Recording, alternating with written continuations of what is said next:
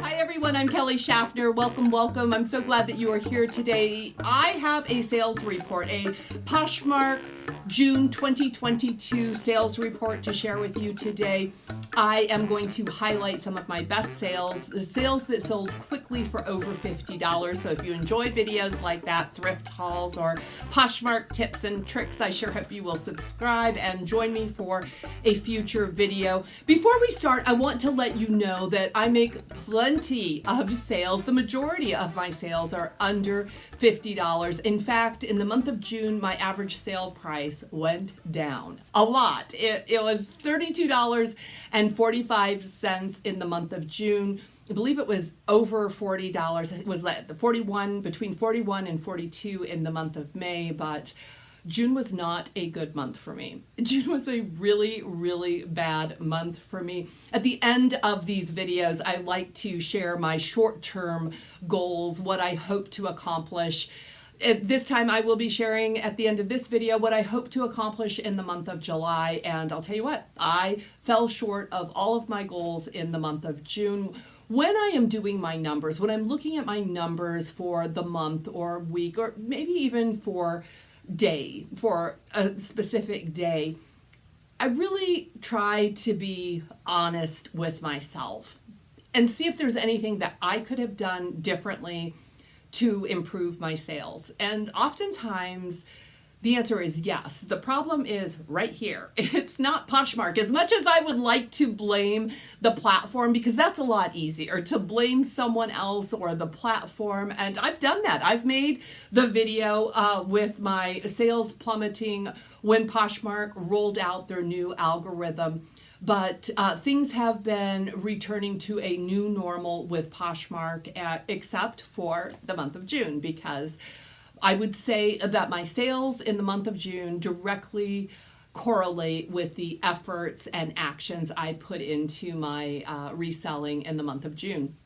Guys, I got sick in the month of June. My husband got sick first. I followed shortly behind him, and my mother was right behind me. So I put all of my stores on hold, and it was a little bit longer because it wasn't just me. I do care for my family. I do try to take care of my husband, and I am the caretaker.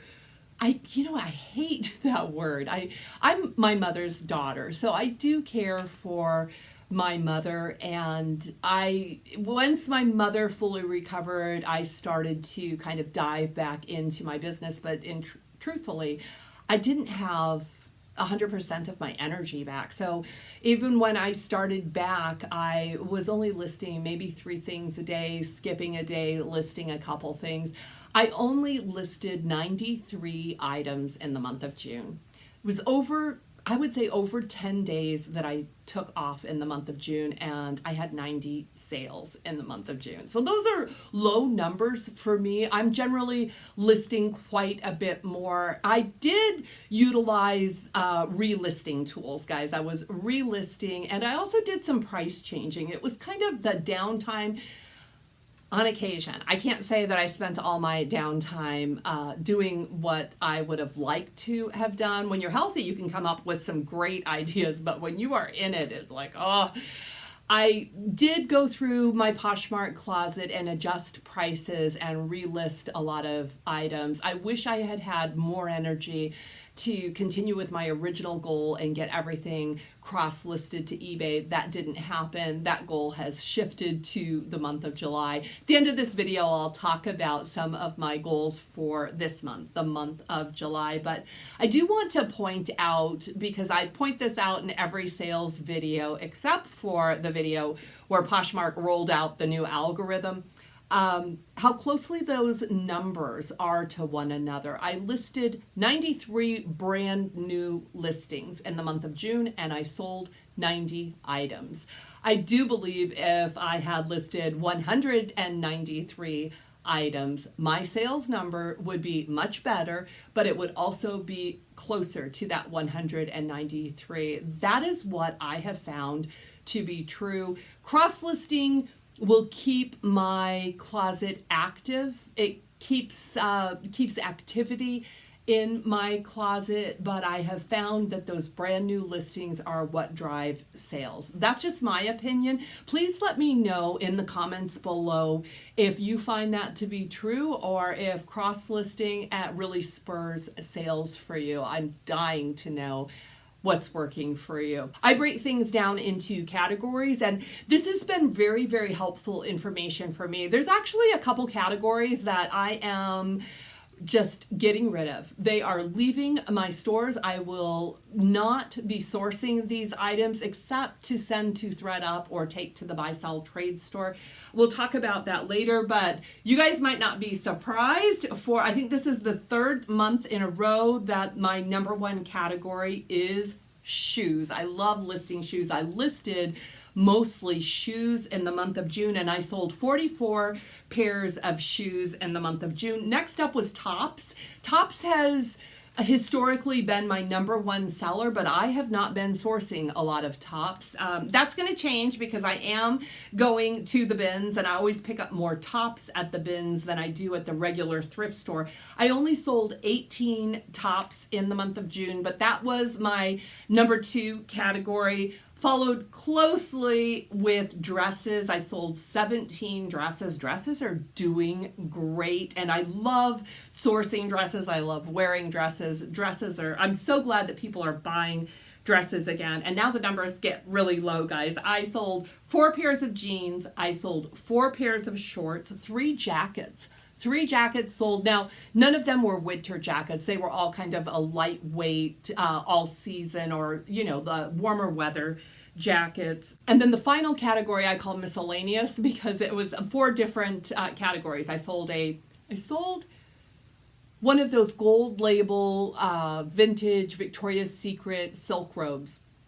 I was so happy about that because that's not a great seller for me. I sold a robe, I sold a bra, a belt, and a bag. Bra, belt, bag, and bathrobe. There you go, the B category. And that was my 90 sales. Now, guys, like I said, I listed mostly shoes in the month of June. Shoes are easy to list, and they also really just make my soul happy. So yeah, I got a lot of shoes listed. You're going to see shoes really performed well for me. They saved the month of June.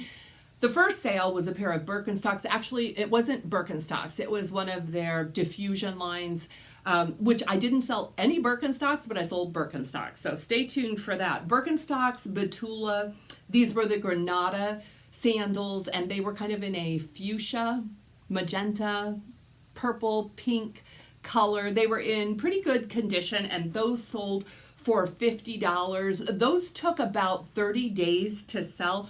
Next up was a brand I had never sold before. I have seen these in the thrift store, but I had no experience with them. And these were Picolinos. I've heard other people talk about them. I wish I had tried them earlier. The Picolino Derica ankle booties.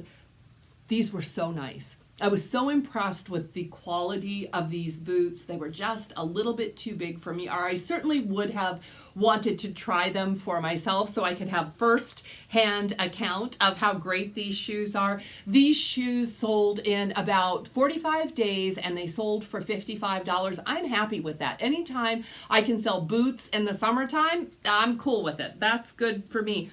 This is a pair of shoes that took a while to sell. These shoes took over 6 months to sell. Why are they in my Fast Flips video? I know you're asking this question because this is one of those items that I did relist and I did alter the pricing on these shoes. This was a pair of shoes. The style was called the Street Shoes by Everlane. And I hear a lot of great things about Everlane, and I've had Everlane shoes that flipped very quickly for me, but I was losing my faith with Everlane over this particular pair of shoes. I did revisit the comps and I adjusted my prices on these shoes, and they did sell within days of being relisted for $52. Next up was a beautiful maxi dress that I personally thought was so beautiful. This was a white eyelet lace maxi dress by the brand Leif Notes, which is an Anthropologie brand. I picked this dress up, I want to say 9 months ago. The comps were very good on this dress. It was a beautiful dress. Now, when I shared it in a haul video, the dress looked like in perfect condition to me, but when I shared it in a haul video, a couple of my viewers said, Kelly, look at that dress again, because my studio lights revealed a stain on that dress, which really bummed me out. I was able to get that stain. I stain treated it with bleach. It came out. It was beautiful. And I priced the dress high. It received so much interest, but no takers. No takers for a very long time. So when I was scrolling through my closet, I thought, how long are you honestly going to hold on to this dress, Kelly? It was not my size. It was a smaller size. I did adjust the price on that dress, and I received an offer for $60, and that sold in 4 days after reducing the price and relisting it. I want to share this too, because I am happy that that dress is actually being worn. I don't know why I sometimes have this like crazy affection towards a piece of clothing that I think it's far more valuable than it is, but I'm happy that someone will enjoy that dress. Had one of my nieces come to me and said, can I have the dress? I would have given it away. So I don't know why I was so bent on making $100 on this dress, when in truth, the buyers will set the value for your items, and it seemed like $60 was probably a better price point for that dress than what I originally thought. Okay, this next one was a very fun sale. This was a pair of Sam Edelman hazel pumps. These were beautiful. They were multicolor embroidered floral hazel pumps. If you are not familiar with Sam Edelman hazel pumps, get familiar with them, because they are a super, super beautiful, just classic silhouette pump, but they are also super comfortable. I own 2 pairs of them for myself. I own a nude pair and a black pair. I think those are just wardrobe staples, and the reason I own the Sam Edelman hazel pump with the pointy toe and the stiletto heels is because they are classic, but they are extremely comfortable. I'm not the only one that knows that, guys, and that is why they are such great resellers. And also, Sam Edelman makes them in every color under the rainbow with beautiful prints and different materials. There's leather, there's suede, there's the embroidered ones. I was very happy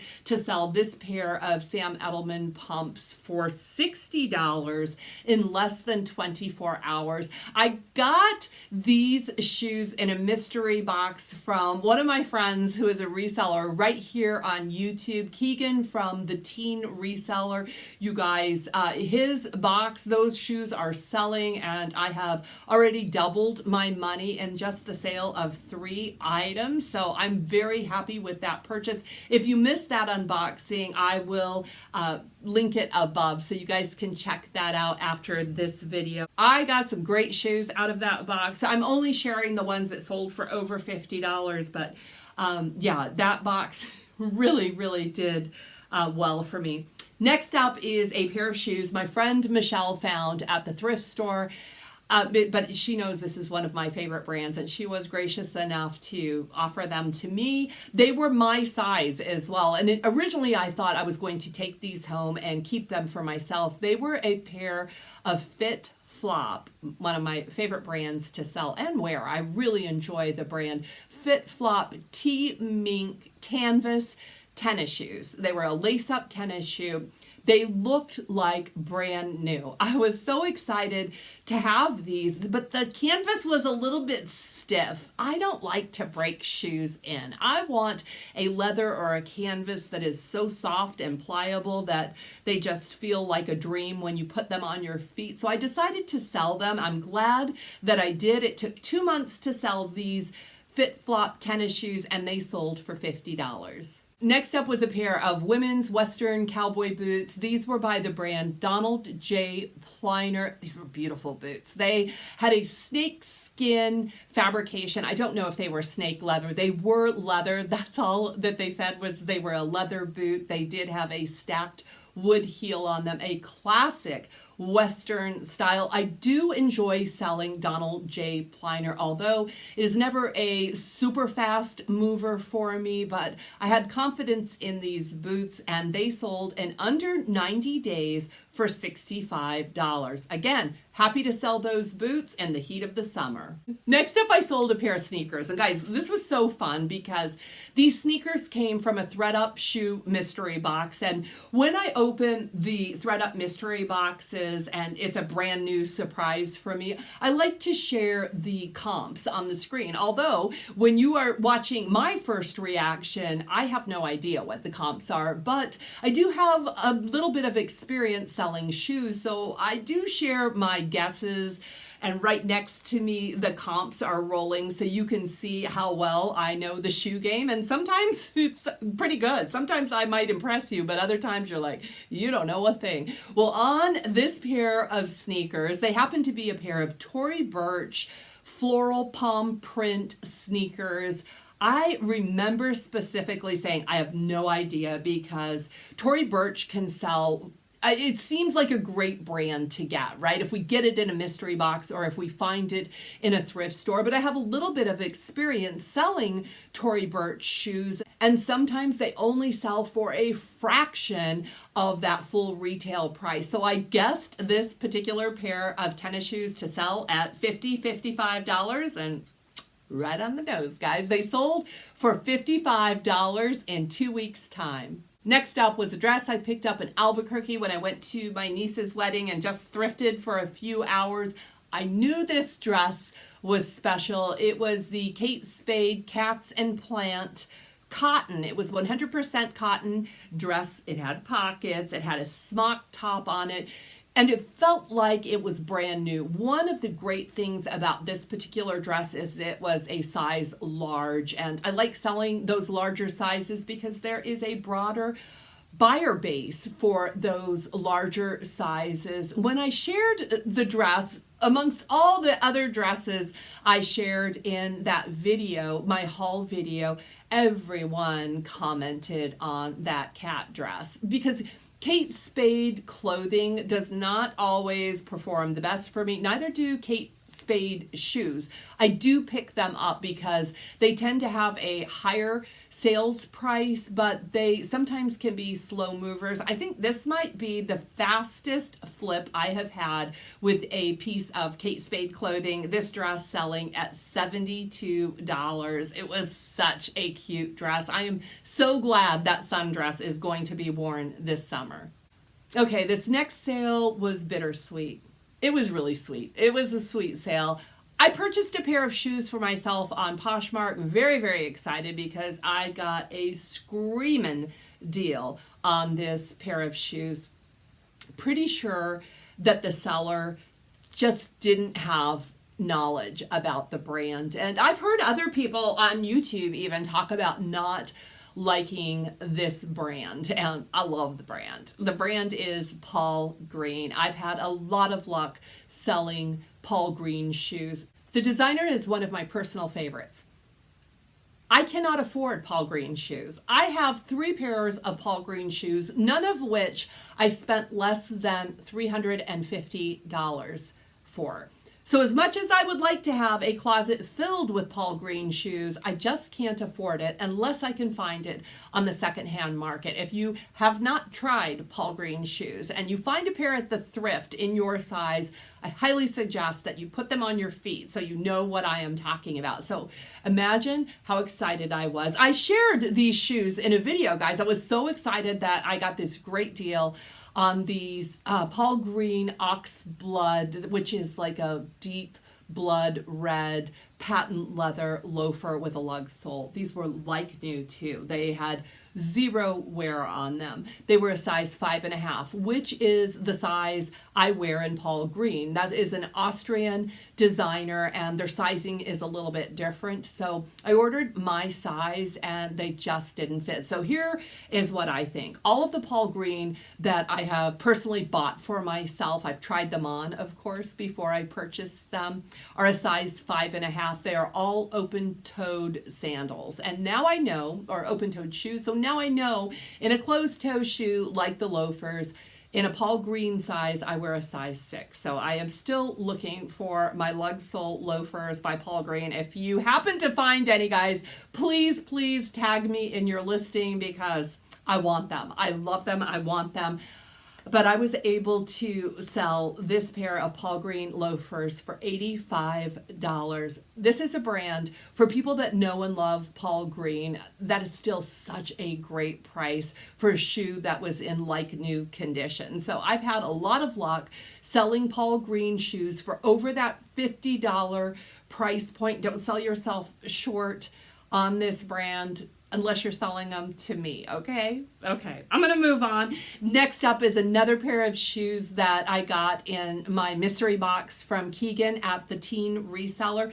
I feel like my voice is going, which is a really good cue for me to stay on task. Thank you so much for sticking with me, guys. If you haven't given the video a thumbs up yet, please do that. I love you so much. Next up is L'Artiste by Spring Step. These were the Bardot Oxfords. They were a heeled Oxford and they were a patchwork leather. These were a work of art. They had that stacked heel on them and part of the heel was leather wrapped. These look like an expensive handcrafted shoe. I was so impressed with the beauty and construction of these shoes, and they sold in less than a week's time for $60. I was so happy with that sale, and I had a real good feeling about those shoes as soon as I saw them and touched them.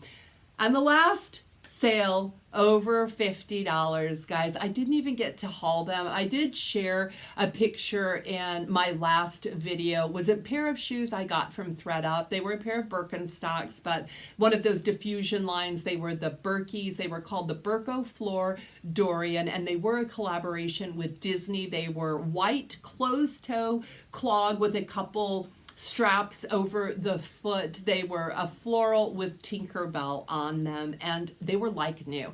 I love when thredUP sends you shoes that are in really good condition, and although I know very little about Disney, my fingers were crossed that these shoes would perform well. And I listed them in the evening. I often get my listings up in the evening, and then I wake up to sales, and yeah, the Birkenstocks sold in less than 12 hours, and they sold for $80. Okay, there is the highlights of my June sales, but I promised you a silver lining. There's always a silver lining. Sometimes we need a magnifying glass to find it, but there's always a silver lining. And this one is pretty big. This was a big bonus to my business in the month of June, was sourcing.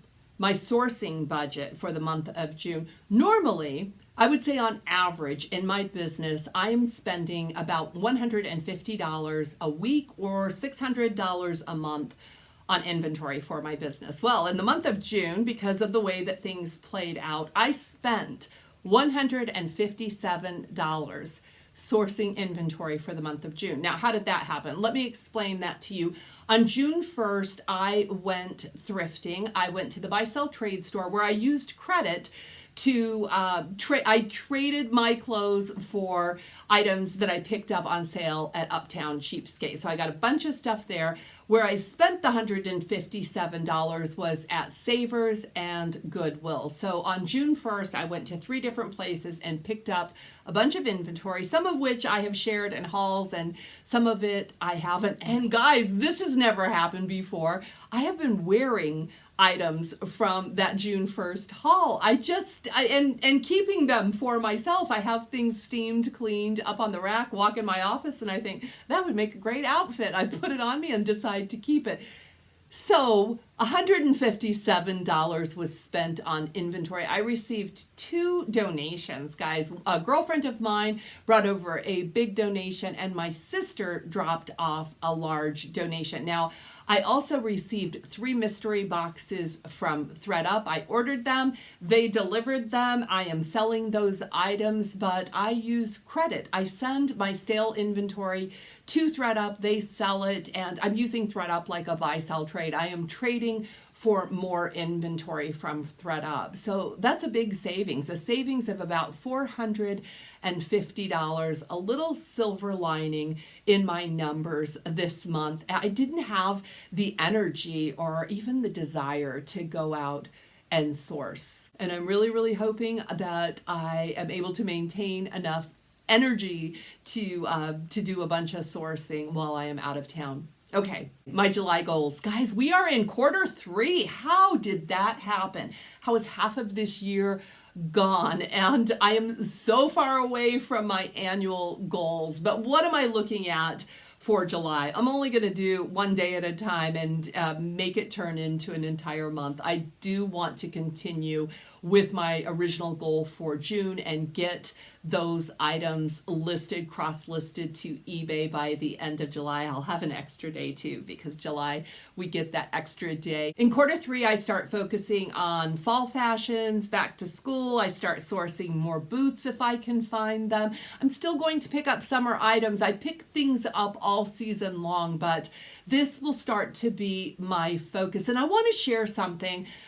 I enjoy doing this, but I do think it helps my reselling business as well. And I think it might be helpful for you. So I'm going to share this.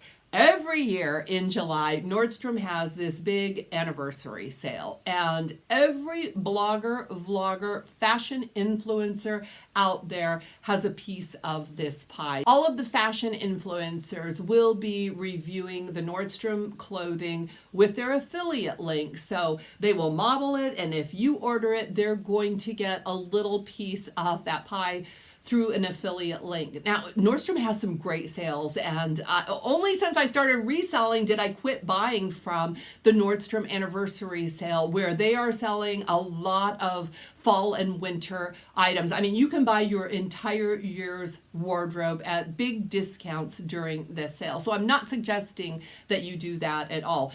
Another thing that these fashion vloggers and influencers do is I'm just going to use this as an example. Let's just say they say, look at this Veronica Beard blazer that's on sale at Nordstrom. And of course, we all want the coveted Veronica Beard blazer, but it's not in our budget, and those fashion influencers will introduce dupes or recreate outfits that are similar with less expensive clothing that you might be able to buy at Macy's or even Target's, and those two have affiliate links, and that is how they make their money. What I think is important about the Nordstrom anniversary sale, which is vast. It is so big, every category that Nordstrom sells. And if you're not familiar with Nordstrom, they sell house brands all the way to high-end luxury brands, and you will find sales on things from luxury all the way down to the house brands. Is the styles. What are they selling, and where are the biggest discounts? So if you have some time, I suggest that maybe you flip through some of the Nordstrom anniversary catalog, which you can find online, just to see what is on sale. I think it's important for pricing too. Like, we all want to find good American denim, right? That's a good resell denim. At the anniversary sale, there are some styles that are selling as low as $58. I think that is good to know when I am pricing my own items, because if someone is just Googling good American denim, they are going to see my used good American denim listed at $100 right next to the denim that are on sale, the anniversary sale at Nordstrom. So maybe take a look at that. I like to look at the anniversary sale and just see what styles are trending. So I'm going to spend some time doing that during my travels over the holiday weekend. That being said, guys, everyone enjoy a beautiful, safe Independence Day. Thank you so much for joining me. I hope that July is wonderful for you, for me, for all of us, and I will see you very soon in the next video. Blessings.